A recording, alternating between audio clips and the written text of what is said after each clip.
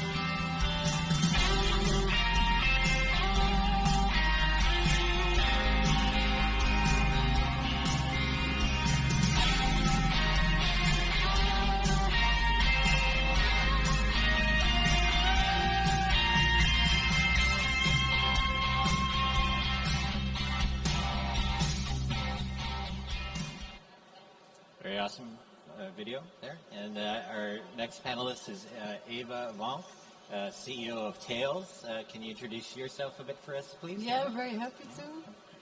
Super humbled to be here. Also Jude, Mathias, and Dean speaking about our first game with Tails. Tails is a multimedia non-profit production company and publishing initiative. And I think we also brought a video that can show a little bit better what Tails does and is. And I will be.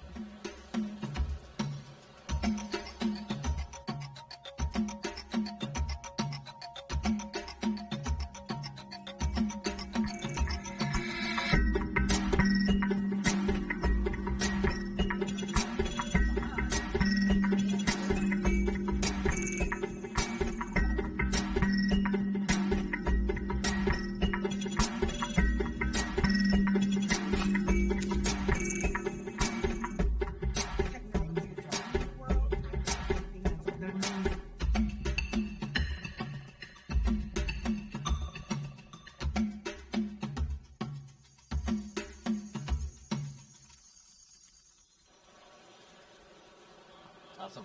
Did you want to say anything else about that video, or should I move on to Jude? Okay. All right. And our third panelist is Jude Ower. She's the CEO of Playmob. Can you introduce yourself, too? Hi, everyone. So my name is Jude Ower. I'm the founder and CEO of Playmob. I don't have a cool video, so I'm going to challenge myself next year to bring one.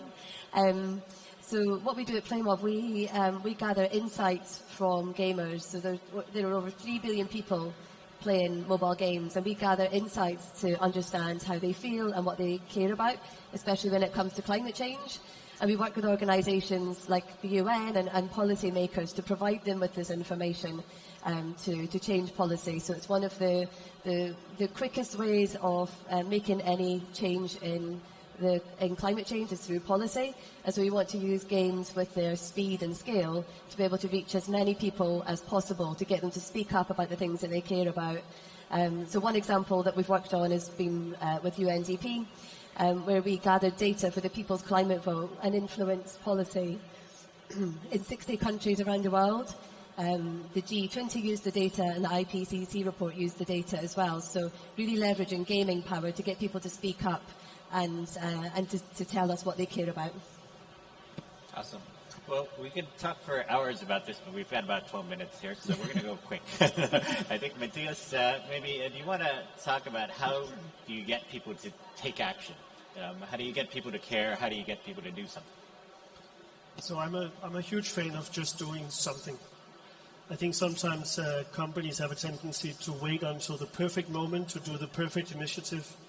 And I think the main message I come with here today is that any company should do anything. Because if you have 0 activities, just do one. If you have 1 activity, do the second. The moment you start activating your staff, and we have a very purpose-driven group of colleagues at Sybo, the second you see how that interacts with the players, the more engagement and the more circular activation happen. And I think what we see with both what we do at Playing for the Planet, what we do in-game with Subway Surfers, we can inspire a lot of people to start worrying about things or creating awareness.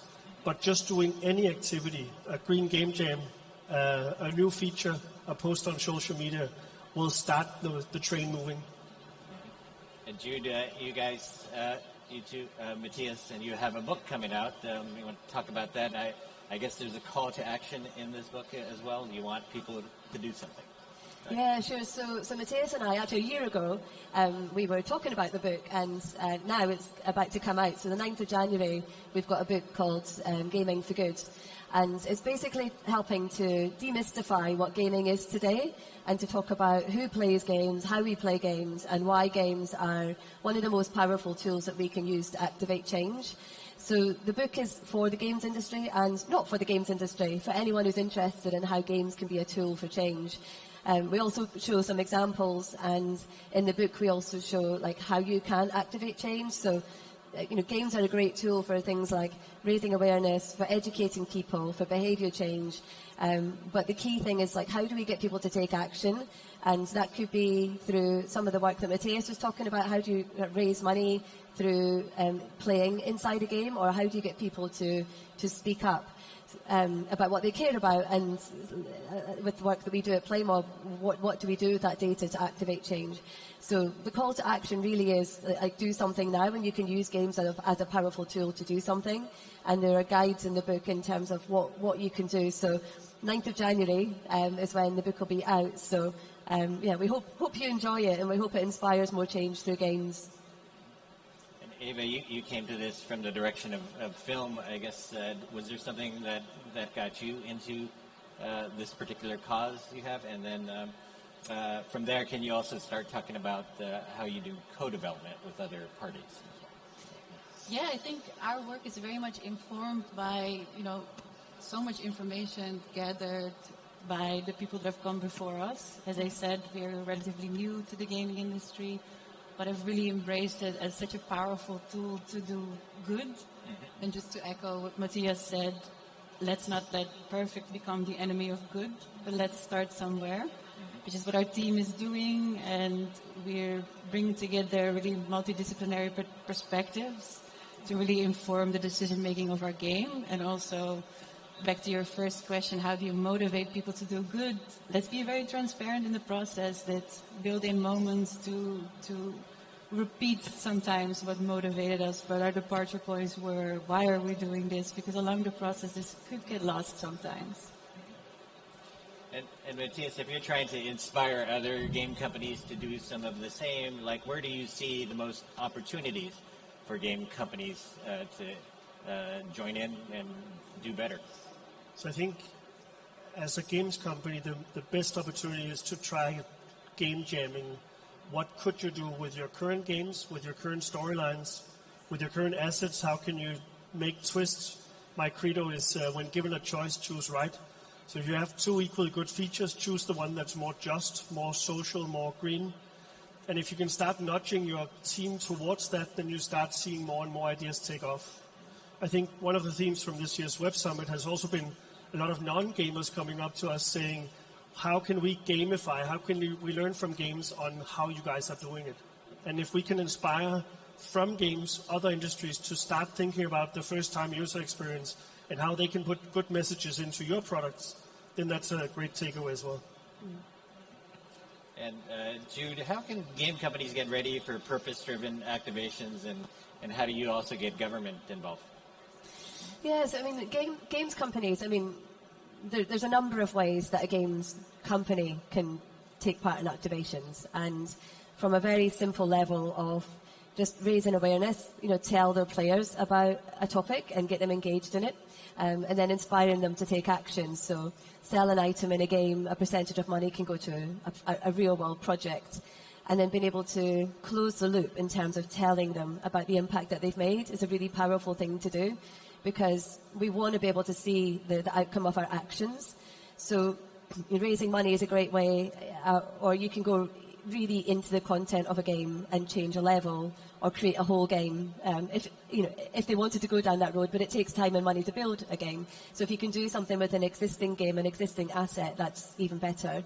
And it's really about helping people take that first step. Once they take action, our hope is that it will inspire more action.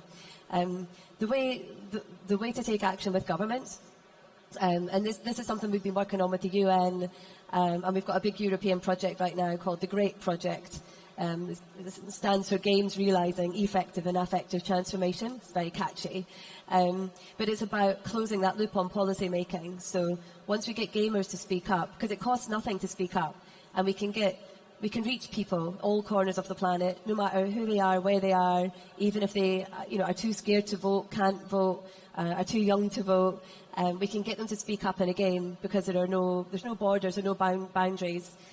So let's get people speaking up. And then we can leverage that data to provide it to governments, to policymakers, to world leaders, and show them what people really care about. But with the GREAT project, what we're trying to do is then close that loop. So once a policy then changes, how do we then inform players that they did something amazing because they spoke up? So it's a big kind of 3-year project because it's going to take a long time to prove, but right now we can provide that data to governments so that they can start making change based on what the world wants. Mathias, how did you become a purpose-driven company? Did you start that way? So the founders of Sybo, Sylvester and Bodhi, definitely had purpose with them. But the game, the first 8 years, was co-published or published and co-developed by Kilu, which had a different profile. So once we took over the game in 2020, we also amped up some of the activities. I've always been purpose-driven. I've done a lot of sub-Saharan Africa activities before I joined the games industry. But I definitely wanted to see how much we can add. So it's a constant balance. We want to do a fun and engaging game, then we want to add as much messaging as possible without losing too many players. We know we will provoke each side of the spectrum too much if we just do purpose, but we think we can put a lot more efforts into it. We have a big responsibility at entertaining. It feels weird to say it, but entertaining 100 million people every month. But if we can add some layers to that where people start seeing solar panels and windmills or start discussing diversity, because some of the things that the game can do is also normalize, or at least normalize discussions of things. And I feel a big responsibility in driving that agenda and also being one of the few CEOs in the games industry that have this as a primary message. And Eva, how did your company become a purpose-driven company as well? And what motivated you guys?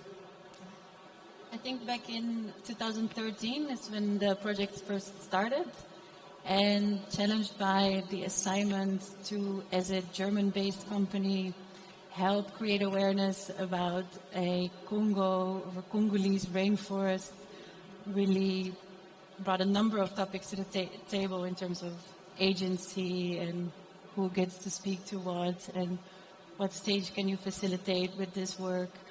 And I think our journey was one definitely filled with trial and error, but it really helped inform the importance of purpose-driven work, and especially in the media industry, which is such a big part of education today, which is such a big part where also kids learn in the gaming industry per se, which is, I think, what helped us eventually dedicate ourselves full-time only to Tails as an organization.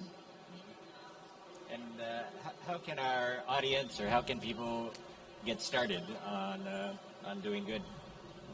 Mathias? So the first question is obviously to download Subway Surfers and buy the J Balvin character. Thereby you plant 5 trees. But in general, I think it's as consumers, start asking more questions to whoever you engage with from an entertainment point of view or product point of view. What more can you guys do from a green perspective? And then I think as a company, for those of you who are entrepreneurs or in decisive positions, how can you start brainstorming more? How can you start initiatives that make your employees proud, but also make sure customers prouder to use your product? Yeah, and just to add to that as well, I think, on the gaming side, what you can do with games is, look for the games that are doing these activations and support them. Speak up on the things that you want to see. If you do see a game asking you questions about things that you care about, like speak up. So we did this last year with, we did a survey with the game studios that were part of the Green Game Jam and surveyed 400,000 gamers. And over 80% of them said that they wanted to see more green game content. Now, the more information we get like that, the more we can start to create more green game content in games for players so that they can learn more and take action. So just look for the games. Games companies will specify like the things that they're also doing to become carbon neutral or carbon negative. So, you want to support them too. And then, like Mathias said, there's a live example right now in Subway, so check it out. It's really, really cool, and we want to see more games companies do more activations like this because we can raise a lot of money for projects that really need our support right now. And, yeah, so I think really small things that are fun to do, you can do them today. And Mathias, how many downloads have you guys had to date? 4 billion. 4 billion downloads. So some of them are reinstalls, but we had 1 million downloads yesterday. Wow. Well, that's doing a lot of good. So thank you very much. Thank you so much.